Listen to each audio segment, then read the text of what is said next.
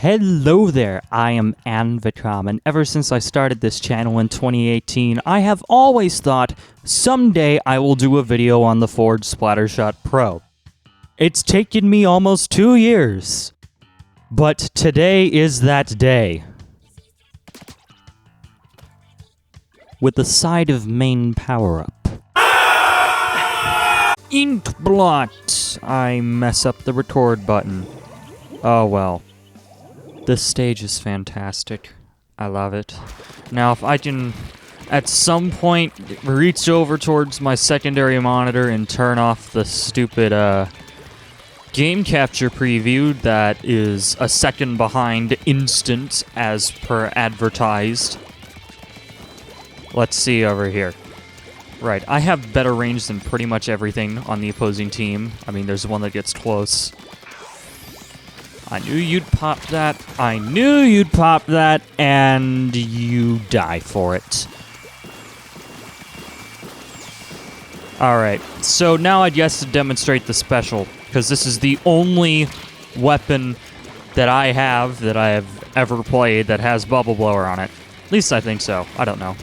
I've played a handful of weapons. I don't have all of them unlocked because there are just some, like, umbrellas and blasters that I have no interest in whatsoever because they're stupid. But, yeah, the situation's most certainly changed. Goodness. Okay. Yeah, I don't know if I'm just being a boss or that just the effects of main power-up. It is hard to tell depending on the lobby, just because people have better internet than others. It's entirely based on your opponent's internet, I swear. Pop. Right. Main up gives me no ink efficiency whatsoever. Not that it matters!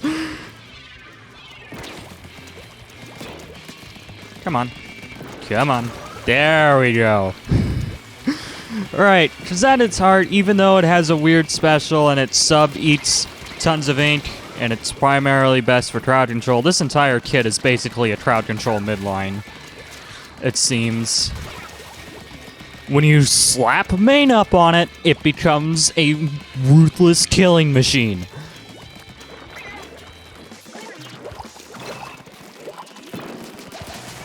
Ooh, got one. That's special. Bubble Blower is extremely inconsistent in my experience. Sometimes it randomly kills opponents from a mile away. Other times, it just doesn't work, it feels like. My guess is that it has to do with enemies' health, just a huge factor, like just chip damage, getting hit by an edge radius of bombs and whatnot.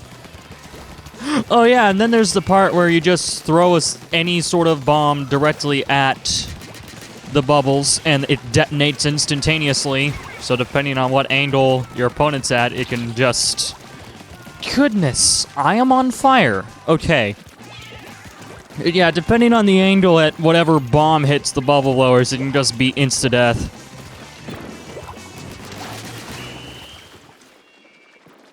Yeah, right, so... Launch the first bubble, chuck the bomb, then launch the other two bubbles. And the timing for it's all super weird. But, oh boy.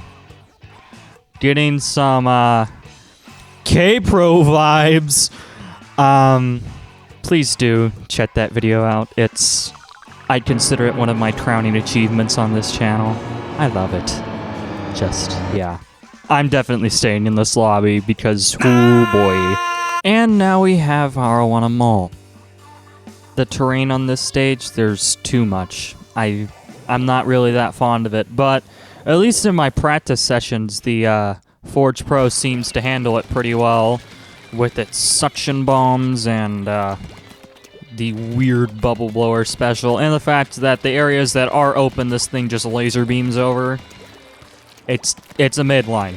It's got range for days. Oh, poor child. Poor self. What am I saying? Okay. Let's see here. We've lost coverage on mid. Everybody else on my team is apparently insistent on inking spawn in a pristine manner. Which means I'm not going to get much help, am I? I totally could have nailed you. Right, and then ink efficiency. I effectively can't... I have to minimize bomb use, which is weird. Because that's like my whole thing with suppression with the NZAP, is just spam suction bombs. That's my life. At one point I had ink recovery up for days, which apparently that wasn't... Yeah, it definitely isn't optimal. Oh, goodness. Right, you just get locked into launching the bubbles. Unlike a bomb rush, where you can just, you know, shoot and whatnot. I'm not so sure about that design choice. But then again, if it was anything else like press A to launch bubbles 1, it would encourage motion use, which... Sure, motion is better, but I can't use it because headache issues and whatnot. You're dead. Okay. But then this special will probably be significantly better, because as you're just winding up the bubbles, it's a free body for the opposing team if they're... Then the bombs come into play. My goodness, there's hidden reasons behind everything, isn't there?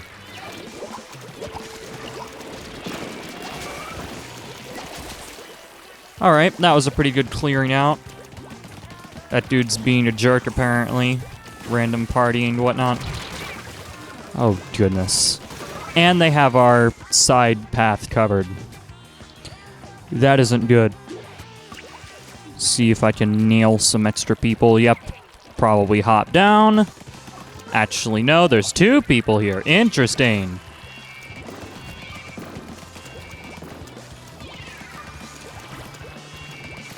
Just push forward carefully, slowly. Pop a bomb here. I'm about to run out of ink. A little bit hectic. I didn't even really paint that side area too because they were just dumping bombs that covered up my tracks. Right. This doesn't look too great. We got the lead. Okay. Just that little bitty shift at the end. Yeah. It doesn't really look like it, but because of how deep we went, boom. This lobby has just been fun. I don't know. I just outplay the people with less range than me for the most part, and then the people who have the same range as me, I still outplay them. Yeah. Commentary problems. Let's keep going. Oh, no. Oh, no. Could be a Smurf. Could be a Smurf. But I don't think so. And R01 them all. There's always going to be a part of me that wants to play on Inkblot, because Inkblot is just a beautiful stage. Wonderfully designed. It works for pretty much every weapon class imaginable. It's just a great stage. This, you have some wild goose chase elements, and obviously favors like splatlings and chargers and whatnot, and blasters. It's just all over the place. It reminds me of Black Belly Skate Park too much, and that stage is just terrible. Please don't kill me! Okay. No, get back. Goodness. There we go, team. Alright. Ink efficiency is the weakness of the main up build. But it is the only weakness. Everything else is just handed to you on a platter when you kill in 11 frames. As I was saying.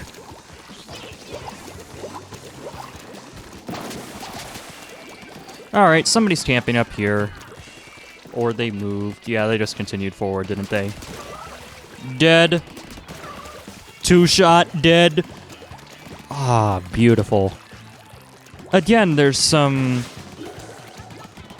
abnormalities based off of people's internet connections. Like, but that's just regular Splatoon problems. Like, if somebody's on high ping, if I'm running NZAP, it takes like 6 shots to kill somebody.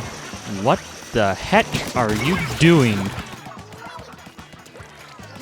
Okay, then. I'm just gonna... I don't know. I can milk it, maybe. But there's a part of me that says he's still a Splatling. That was terrible bubble placement. Yeah, I don't really use the Forge Pro. Just the Kensa Pro in its immense kit awesomeness seems to take precedence. Because this has, yeah, again, the Forge has more of a crowd control oriented style kit.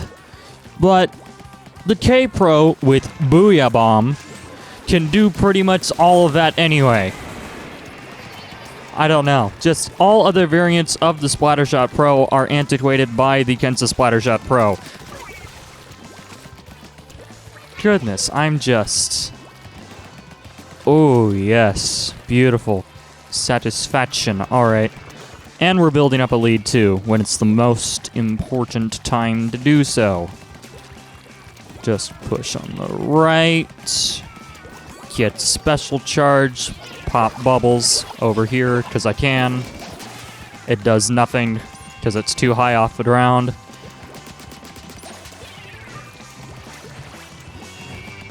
I don't know.